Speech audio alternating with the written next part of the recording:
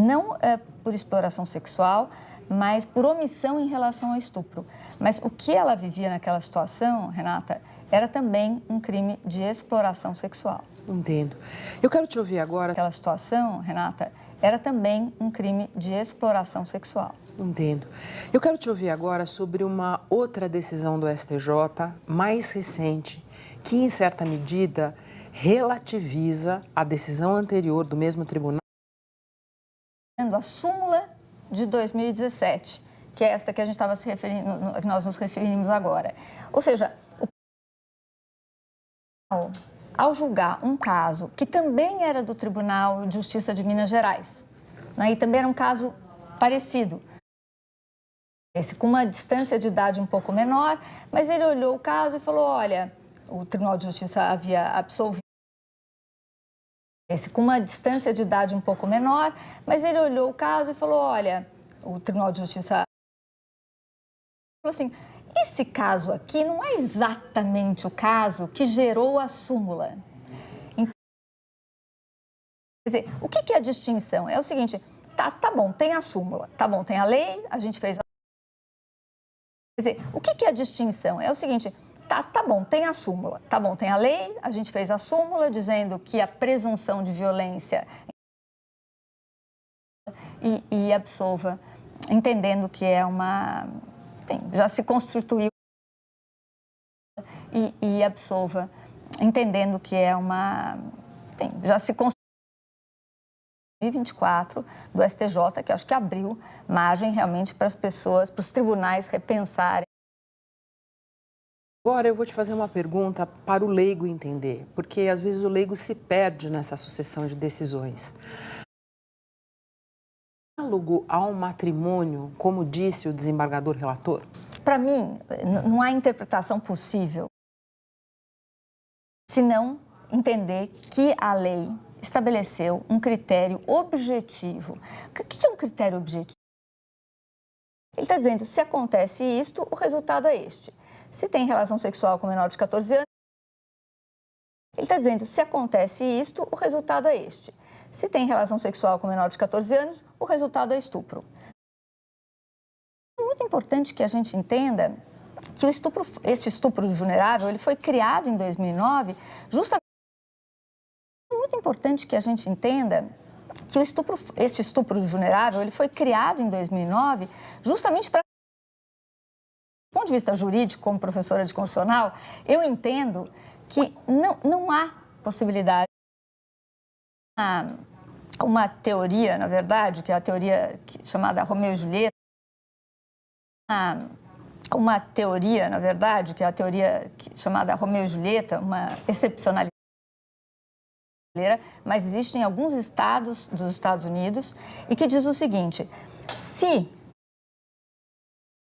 mas existem alguns estados dos Estados Unidos e que diz o seguinte,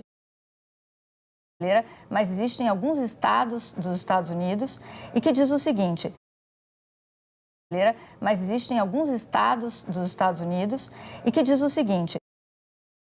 Existe isso, essa excepcionalidade em outros países. Em outros países, que eu conheço dos Aqui Estados Unidos. não existe. Aqui não. Julieta, para justificar. Agora, veja, mesmo nesses dois casos que a gente está falando, a distância entre vítima e estuprador era maior do que 5. A distância entre vítima e estuprador era maior do que 5. Agora, imagina sua filha, sua neta de 12 anos, se relacionando sexualmente com um homem de 35 anos.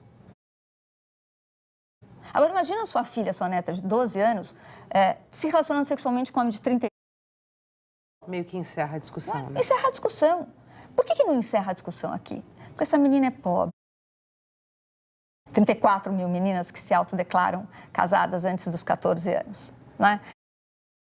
Com naturalidade, este tipo de situação de violência.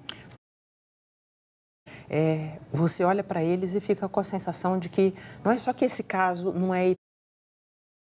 que essa violência é estrutural. Está correto considerar assim? Totalmente. Que essa violência é estrutural. Está correto considerar assim? Quer dizer, quantos casos dessas 34 mil meninas...